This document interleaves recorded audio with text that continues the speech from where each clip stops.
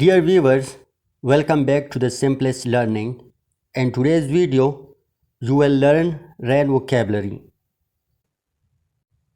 There are four ways to describe the kinds of rain. Let's discuss it one by one.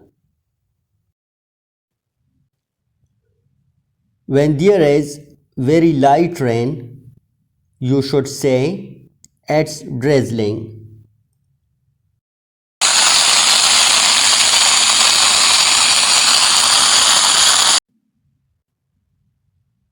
You should say it's raining when there is normal rain.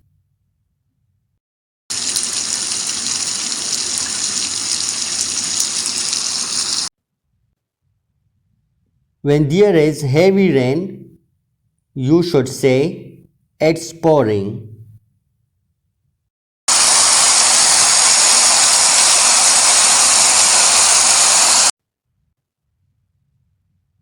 It's raining cats and dogs when the rain is very heavy.